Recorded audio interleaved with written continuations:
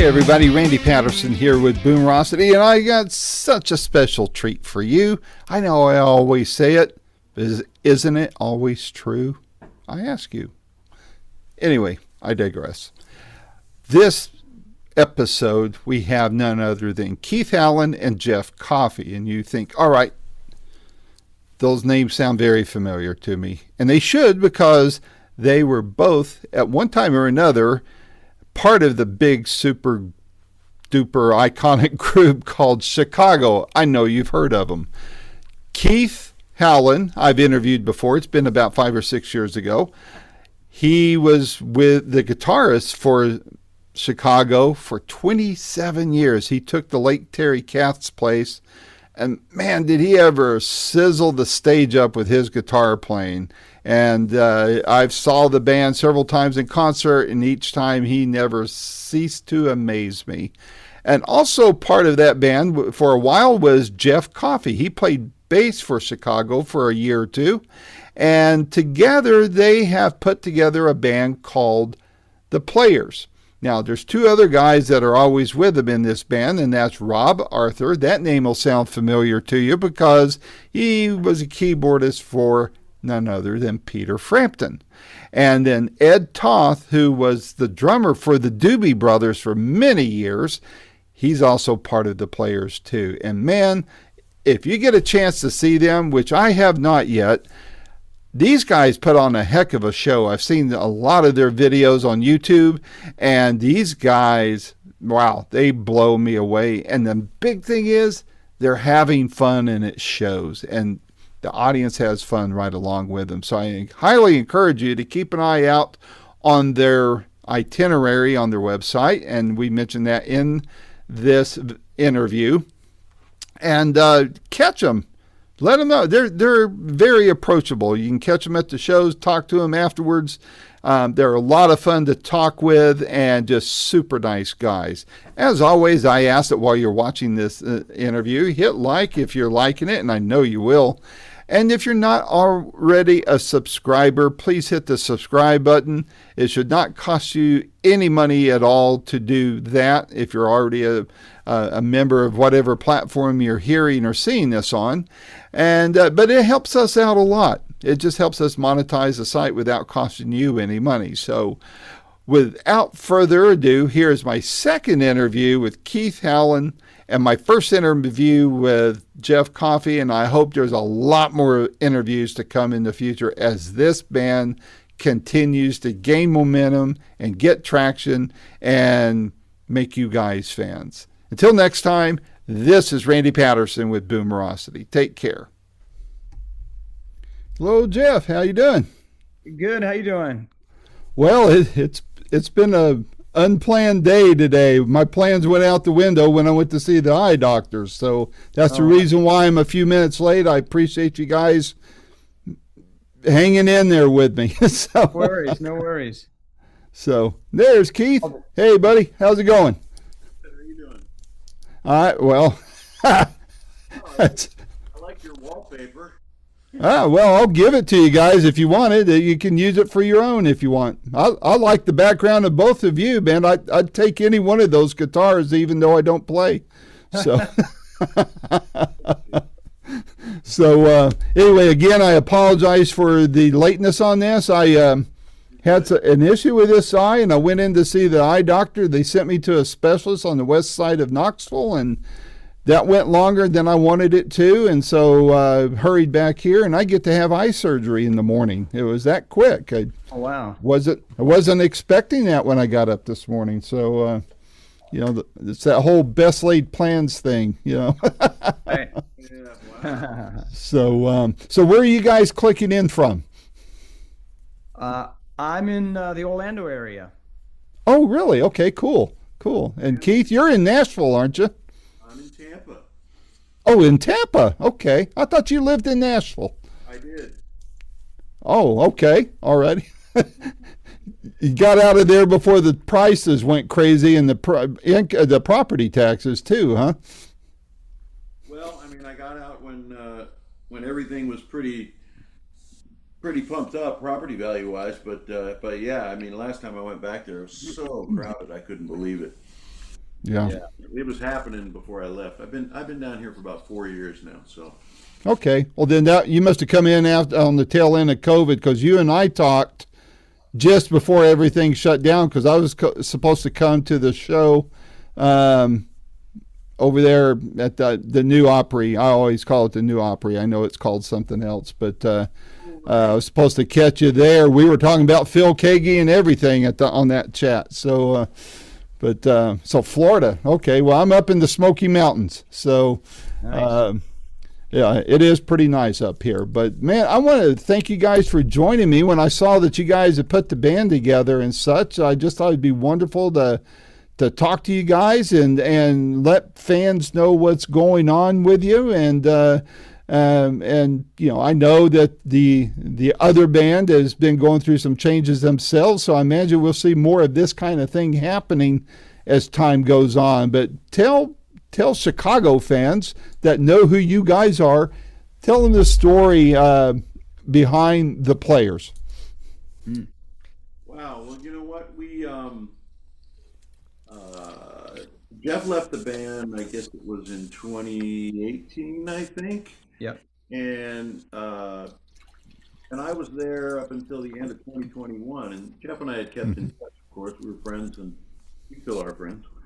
But yeah, we had always said, well, he was like, if you ever find yourself not in Chicago, let's put a band together. So, well, Here we are. 2021, that phone call was made, or somewhere around that vicinity, and it actually started as a thing where this promoter wanted a Chicago type show for it was for the Preakness horse racing event. Oh. And I can't remember, Jeff, did she reach out to Bill? She reached out to Bill first, and this happened so quickly. It was funny. She reached out to Bill Champlin first, and then she reached out to me, and I said, well, hey, if Bill Champlin's in, I'm in, let's do it. And then she said, well, what about your guitar player friend? And I said, well, who are you talking about? Keith Howland? She said, yeah. And I said, well, wait a minute. Do you need a band? Well, I can make some calls. And so I called Keith about it, and then we actually had Tristan Bowden play that gig with us, and we had a horn section. So it was literally put together in a day, and we did the gig the next weekend. Wow. No rehearsing, because we didn't really need to rehearse. Right. And it was really funny, how. Well, yeah. I mean, we it was well received, and we sort of, did we call it the Players at that point, Jeff? No, it really had no name at that point. Yeah. The band with no name. That's right. Great name for a band. I've been to the band with no name. Yeah, right. So yeah, but so this thing sort of became a thing, and we immediately started with personnel changes. We went through a period where we had Tristan Bill, and then for a minute John Paris from Earth, Wind and Fire was playing drums, and Bill was there, and then due to some health reasons, Bill couldn't do the dates that we had on the books, and then we sort of changed it up again, and now we finally lit on this lineup that we have right now with Ed Toth from the Doobie Brothers playing drums, and Rob Arthur on keyboards, vocals, and then Jeff and I, and then the horn section we usually pick up from wherever we're gigging, but we have some guys out of Miami that are great. We've got Mike Rubenstein and his guys up in Long Island that have done a number of shows with us, and they're amazing. And then there's a Nashville section that we use too. So we're kind of covered. We haven't got a West Coast section yet, but Jeff knows people. That's coming. Yeah. What's well, first of all, with Rob, I believe I reached out to a mutual friend to verify that my memory is correct, but if I'm remembering correctly, Rob and I have a great mutual friend in a gentleman by the name of Quentin Hope. He's a guitar player, and that is, I use one of his songs from one of his albums as my intro song to all my interviews. a song called "Roll the Dice." Great guitar player, and I'm pretty sure he and Rob are really good friends. And over the years, I'll reach out to Rob, and he's busy, and I forget to follow up, and all that. But someday I want to talk to him too, just from his about his career. But how is that? I mean, with the four of you being the core, has that? I don't want to say how is it different than playing in Chicago or in each of their respective bands, because I think some of that would be pretty obvious. But how is that gelled similarly for you guys? Have you found that it's that it's better, worse, or it's just different? And it's not to cast any shade on the guys in Chicago or anything. I don't want to go there, but obviously personal chemistry can go a long way in either direction. How's that been for you guys? Well, I can say that as Keith alluded to earlier, finally settling on these guys, this is where we really envisioned the band being, with this caliber of musicians playing with us on a regular basis, But the cool thing about it is, I would say it's completely different, because the chemistry is so good. I mean, we literally, when we get together and play and we do these runs, we laugh from the time that we see each other to the time we leave. We laugh in the vehicle on the way to the gig. We do the gig and it's great. And then we laugh on the way back to the hotel. And I mean, so, the stories and the camaraderie, it's just, it's a lot of fun playing with Ed and Rob. And the chemistry is fantastic on stage. It's just, I mean, we'll say, hey, let's pull up this tune. And everybody goes, yeah, that'll be cool. And we don't even rehearse it. We run it over in sound check, and there it is, So it's just one of those things that it's just really easy playing with these guys. Well, when you say laughing, it's kind of a diabolical laugh. We're kind of I'd love to be a fly on the wall for that one. Oh yeah, man. The stories are flying. I didn't even realize until I actually was a part of, like Jeff was talking about, band chemistry is so critical to the success of a group. And, I was in that band in Chicago with the four original guys, and Jason and Bill and Tris.